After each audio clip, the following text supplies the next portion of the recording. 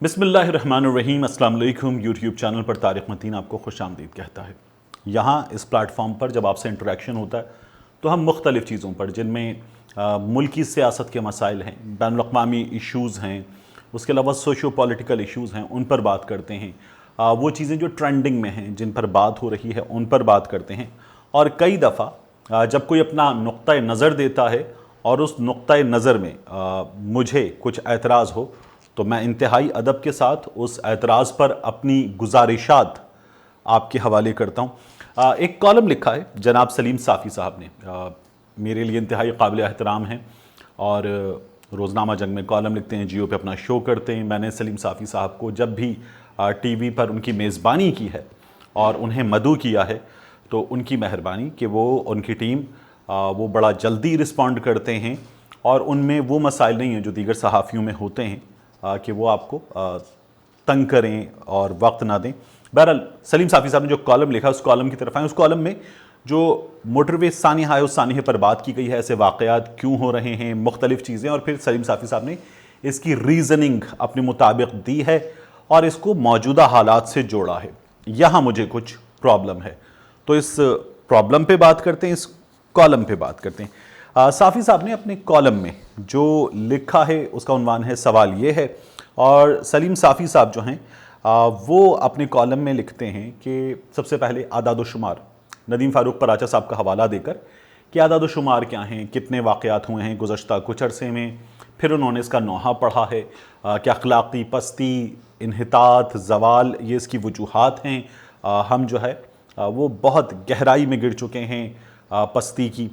फिर उसके बाद साफ़ी साहब जो हैं वो लिखते हैं कि इस वक्त ये मुल्क एक आम और शरीफ इंसान के लिए जहन्नुम बना दिया गया है।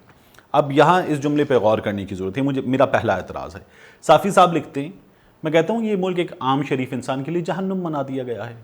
साफ़ी साहब लिख रहे हैं ये मुल्क एक आम और दरमियान में और है, आम और शरीफ इंसान के लिए जहन्नुम बना दिया गया है।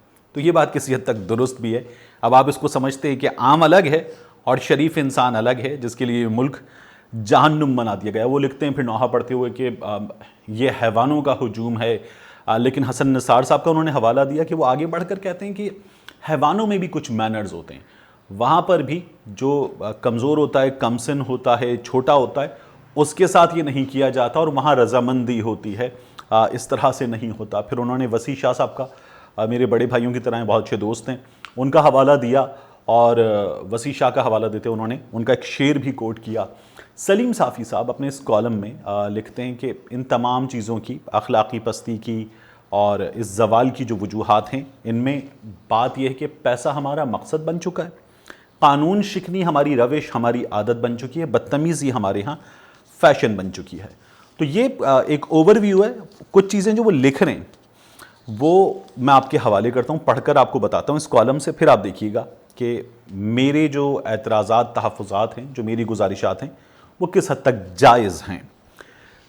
साफ़ी साहब लिखते हैं सवाल यह है कि ये सब कुछ एक ऐसे मुल्क में क्यों हो रहा है जो इस्लाम के नाम पर बना है, जहाँ नमाज, रोज़े, हज और उम्रे की शरह सबसे ज़्यादा है, जहाँ सैकड़ों की तादाद में मजहबी जमातें सरगर्म अमल हैं, तबलीग का काम दुनिया के किसी भी दूसरे मुल्क से ज़्यादा हो रहा है, जहाँ इन्फाक फ़ी सबीलिल्लाह का रुझान भी दीगर इस्लामी मुल्कों की निस्बत ज़्यादा है, जिसकी फ़ौज दुनिया की बड़ी और मुनज़्ज़म तरीन फ़ौजों में शुमार होती है, और जहाँ की खुफिया एजेंसियाँ दुनिया की ताकतवर तरीन एजेंसी समझी जाती हैं। अपने तौर पर इन सवालों का जवाब मैंने ढूंढने की कोशिश की है, तो ये वजूहात सामने आई। अब वो वजूहात लिख रहे हैं, ये कौम हकीकी सियासी क़यादत से महरूम कर दी गई है, ये कौम हकीकी सियासी क़यादत से महरूम कर दी गई है। यानी मियाँ नवाज़ शरीफ साहब, आसिफ अली ज़रदारी साहब हकीकी सियासी क़यादत थे। ये क़यादत जो है वो कुछ नहीं है। सुप्रीम कोर्ट के जज साहब का उन्होंने हवाला दिया, मिस्टर जस्टिस बाक़िर का, और कहा कि इसे सियासी बोनों के सुपुर्द कर दिया गया है। किरदार वाली क़यादत ही कौम को मुनज़्ज़म कर सकती है। यहाँ कठपुतलियों और ज़मीर फ़रोशों को कौम के सरों पर मुसल्लत किया जाता है, जो कौम के लिए रोल मॉडल बन सकते हैं, ना उनके रहनुमा बन सकते हैं और ना हकीकी मानों में उनके जज्बात की तर्जुमानी कर सकते हैं। अब ये जो साफ़ी साहब ने लिखा है कि ये हमारे सियासी हालात हैं और इमरान खान साहब की हुकूमत पर, इस्टेब्लिशमेंट पर उन्होंने तनकीद की है, तो ये जो जराइम हैं, जैसे सानिया मोटरवे जैसा जुर्म है, क्या ये इन हुक्मरानों की वजह से हो रहा है, کیا یہ درندے ان حکمرانوں نے چھوڑے ہیں؟ کیا ایسے واقعات ان حکمرانوں کی ایما پر کیے جا رہے ہیں؟ یہ جو صافی صاحب لکھ رہے ہیں اس پر میں حیران ہوں۔ وہ لکھتے ہیں کہ ہمارے سول اداروں یعنی پولیس، عدلیہ اور بیوروکریسی میں پہلے سے بے شمار سقم موجود تھے، لیکن آج انہیں بالکل مفلوج کر دیا گیا ہے، جس کی وجہ سے لوگوں کے ذہنوں سے ان کا خوف بھی ختم ہو گیا ہے اور کسی ادارے سے انصاف کی توقع نہیں کی جاتی۔ یا ہم بھول رہے ہیں انسانیہ ہے ماڈل ٹاؤن کو، ہم بھول رہے ہیں ان واقعات کو جن میں پولیس کا استعمال کیا گیا ہے، ہم بھول رہے ہیں ان واقعات کو جن میں عدالت پر ہمارے ماضی کے حکمران حملہ آور ہوئے ہیں اور انہوں نے چڑھ کر دروازے کود کر کوریڈورز کے اندر جا کر ہجوم کورٹ روم نمبر 1 کے اندر لے جا کر عدلیہ کو دباؤ میں لانے کی کوشش کی ہے۔ ہم یہ حقیقت بھول رہے ہیں۔ اس سے آگے صافی صاحب لکھتے ہیں اس ملک میں کچھ لوگ، کچھ ادارے بلیک میل ہو رہے ہیں یا غیر ضروری احتساب کی زد میں ہیں۔ ابھی جو غیر ضروری احتساب ہے اس کی ڈیفینیشن کی ضرورت ہے۔ مطلب غیر ضروری احتساب میاں نواز شریف صاحب پر 35 برس پرانے کیسز ہوں یا اس وقت کے کیسز، کیا یہ غیر ضروری احتساب ہے؟ وہ انٹرویو جو ٹم سیبیسٹین نے لیا جس میں میاں نواز شریف صاحب کے صاحبزادے بتا رہے تھے کہ پاکستان سے کرایہ آتا ہے، کرائے کے گھر میں رہتا ہوں، یا خواجہ آصف صاحب بتا رہے تھے کہ 90 سے یہ گھر میاں صاحب کی ملکیت ہیں، یا وہ ڈاکیومنٹ جو جعلی تھا اور وہ فونٹ جو بعد میں آیا تھا پہلے استعمال کر لیا گیا، کیا یہ غیر ضروری احتساب ہے؟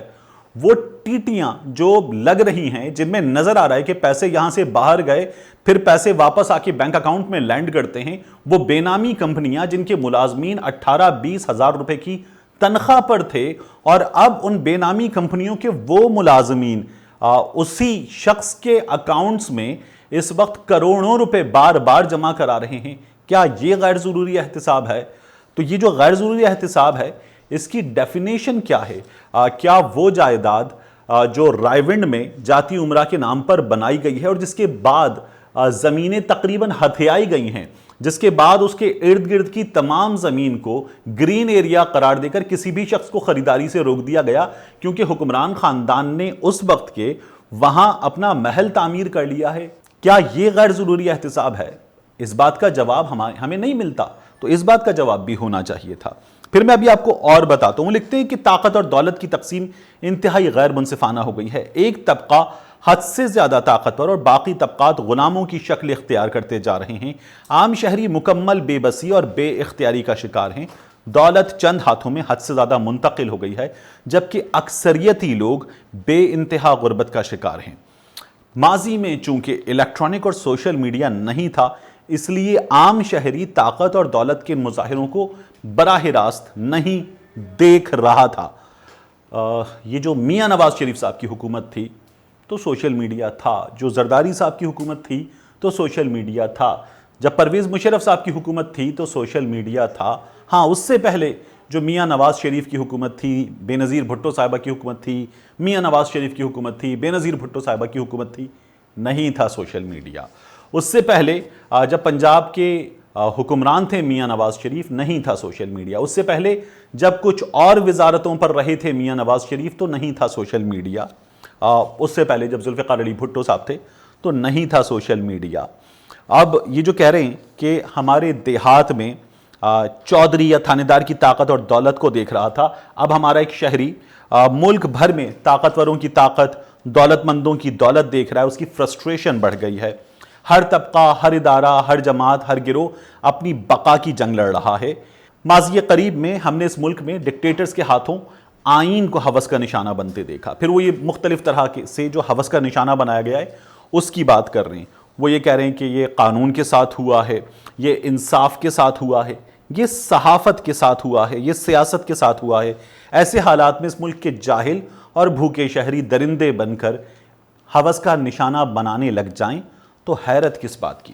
آخری حصے میں سلیم صافی صاحب لکھتے ہیں کہ جس ملک میں جاوید اقبال جیسا محتسب اعلیٰ، شیخ عمر حکمرانوں کا فیوریٹ پولیس آفیسر اور شہباز گل امیر المومنین کا ترجمان ہو، اس ملک میں شہریوں سے شائستگی اور تہذیب کی توقع کرنا اپنے آپ اور قوم کو دھوکہ دینے کے سوا کچھ نہیں۔ یہاں صافی صاحب بھی کچھ بھول رہے ہیں۔ صافی صاحب یہ بھول رہے ہیں کہ اس ملک میں احتساب کیا مشن کے نام پر جو ادارہ بنایا گیا اس کے سربراہ سیف الرحمان صاحب رہ چکے ہیں. وہ سیف الرحمان صاحب جو بعد میں آنے والے حکمرانوں کے پاؤں پکڑ کر معافی مانگ چکے ہیں. وہ سیف الرحمان صاحب جو ملک سے فرار ہونے پر مجبور ہوئے. وہ سیف الرحمان صاحب جن کے کارخانوں سے ابھی ریسنٹلی لگژری گاڑیاں جو قومی خزانے کی تھیں برآمد ہوئی ہیں. ہم یہ بھی بھول رہے ہیں کہ اس کے ساتھ ساتھ جو دیگر چیئرمین آئے ہیں, جو اس سے پہلے چیئرمین تھے, ان کے حوالے سے ماضی کی کہانیاں موجود ہیں. ان چیئرمین کی اگر کہانیاں موجود ہیں تو باقیوں کی موجود ہیں. ہم کیا بھول رہے ہیں؟ ہم ماڈل ٹاؤن بھول رہے ہیں. ہم جو دیگر واقعات ہیں وہ بھول رہے ہیں. ہم یہ بھول رہے ہیں کہ بد تہذیبی کی, غیر شائستہ زبان کی اگر بات ہو رہی ہے تو ہم طلال چودھری کو بھول رہے ہیں, ہم نہال ہاشمی کو بھول رہے ہیں, ہم دانیال عزیز کو بھول رہے ہیں, ہم ایسے دیگر نام ہیں جن سب کو بھول رہے ہیں. ہم صالح ظافر کو بھول رہے ہیں. صحافت کی بات ہو رہی ہے.